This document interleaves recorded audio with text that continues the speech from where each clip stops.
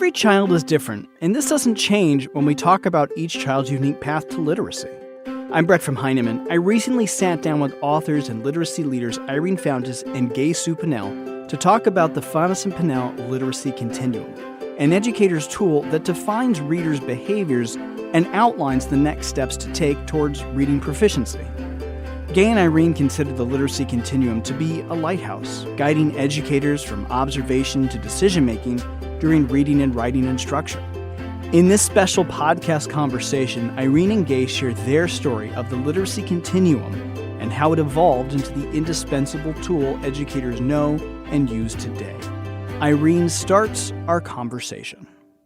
To this date, people are fascinated by how children, and I'll use Marie Clay's phrase, take different paths to common outcomes. And that was a big reckoning in the literacy field because it meant that children would not develop in one way and programs were not going to match the children, but rather teachers were going to need to become better observers of children so that they could infer the in-the-head systems and thus build on that over time as every child became proficient in their own way.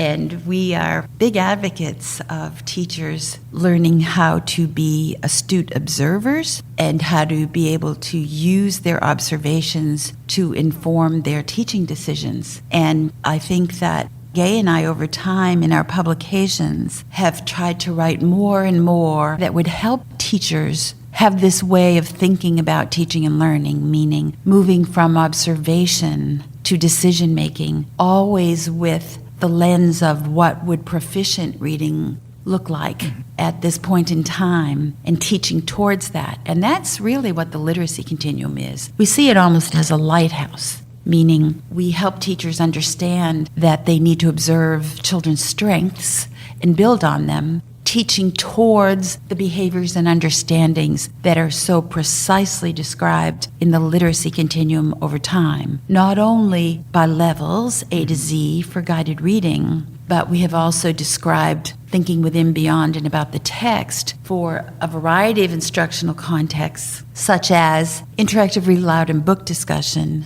shared reading, so that teachers will be able to see how they can observe the way children think and work on text in a variety of contexts, and that informs their understanding of development, both when children are developing well and when children are going off track, is what the phrase that Marie Clay would use. When you first published Guided Reading in 1996, there was just one continua at that time, and now we have 8 continua for all of the continuum. How did it grow from one continua in 1996 in Guided Reading to what we now know as the continuum with 8 continua within it? How did that evolve? How did it grow? Talk about those bullets. Remember the bullets in the chapter where we describe the gradient, and we have level A and B, and we had a few bullets about what were important behaviors, and then B, and then C. And remember how people kept saying to us, those bullets are so helpful to us. And they were just a few. And there were just a few for each level. Those were the first bullets of the literacy continuum,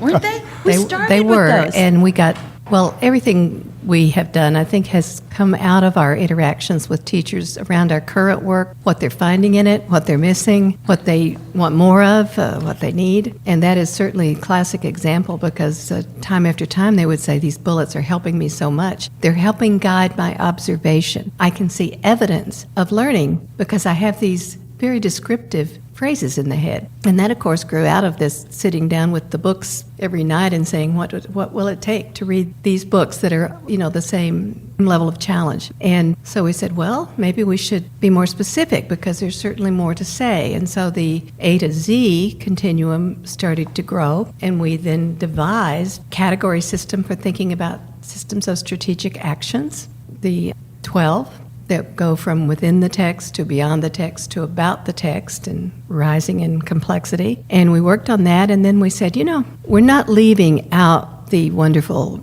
engaging literature quality texts. We're reading those aloud every day, and we really ought to group those in a much more organic way. For example, what's appropriate to read to a class of first graders would not be for a group of third graders, typically, or fifth. And so we started grouping those texts loosely as being more developmentally appropriate, because the children may not be able to read the books, but they can think and talk and discuss and enjoy language in those books. So we're doing that, and then we thought we could do some bullets of thinking within, beyond, and about the text for every grade level. What does it take to listen to this book and talk about it and understand it and write about it and draw about it? And then we just moved from there into one of our favorite areas, which is shared reading. We've always thought shared reading was very important, but it's achieved much more important recently because it leads guided reading. What you can do with the support of the group is more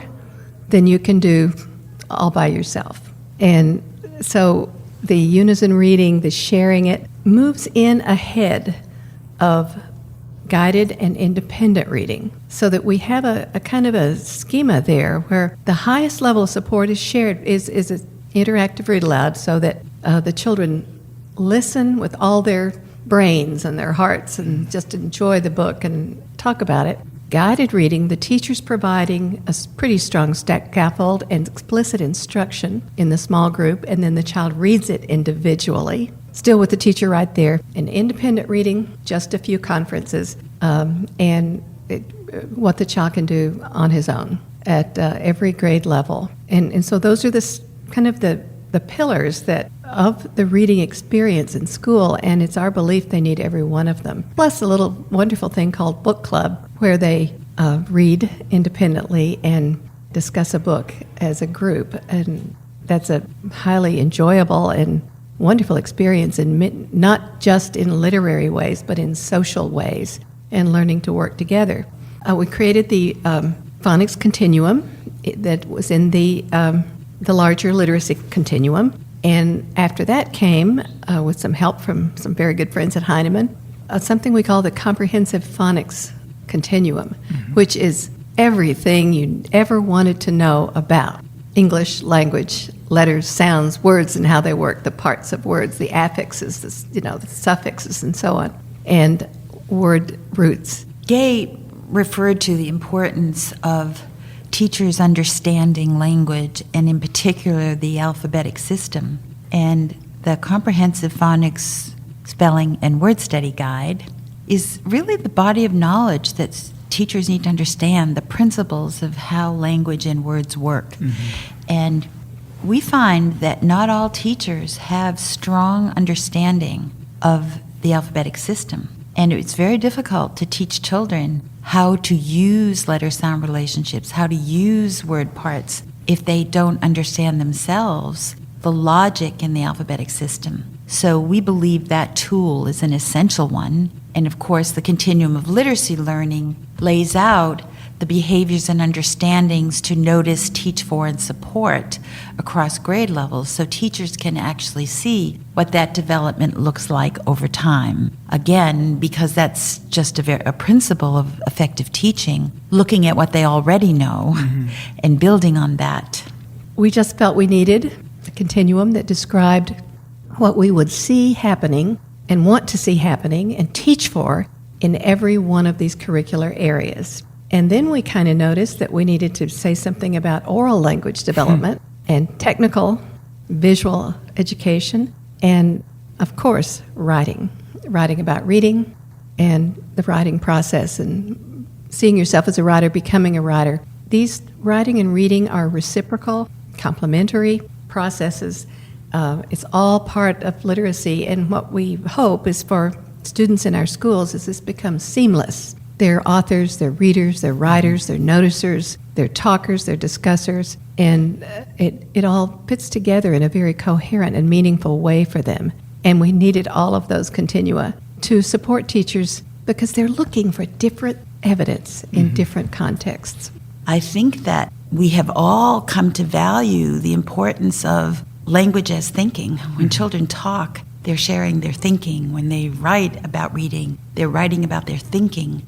When they engage in book club conversations, they're sharing their thinking, they're gaining other perspectives. They're learning how to be critical and empathetic with others and learning about their world. And I feel like in this age, in literacy, we see how much language and joy and engagement and agency is valued in classrooms where children aren't simply doing school, but they're growing up literate in the educational system. Mm-hmm. They're engaging with books, thinking about books, talking about books, writing about books. And also books open their world so that they see beyond their own classroom walls, beyond their community, and of course, digital opportunities as well, so that they can go beyond the walls of the classroom. But it just feels to me that learning is so much more alive in classrooms where books are the center and language is the medium, and children's own questions and interests are what the curriculum is for kids, instead of filling an empty vessel, children who are discovering, wondering, learning, questioning. I think that's an entirely different stance in education. Yeah. And I hope it's here to stay. I mean, we have a lot more to learn, all of us, about how to support our colleagues and ourselves in learning more about creating this culture of literacy in learning in classrooms. But I think it starts, obviously, with teachers' professional learning, but it's also fueled by how teachers see the way children engage. So that they're not passive learners sitting in a desk. They're thinking and talking with each other and wondering and drawing and painting and sketching. And schools can be, I'm not saying they all look like this. We are working towards that. But schools can be wonderful spaces for children and liberatory spaces, meaning children can learn how to think critically about how others are represented, how they see themselves in what they're learning in school. I mean, I think that the bar has been raised and it needs to continue to be raised so that we have these not only exciting but inclusive literacy communities in schools. My thanks to Gay and Irene for their time today. If you're interested in learning more about the Literacy Continuum, we invite you to visit fountaspinnell.com/continuum. Thanks for listening.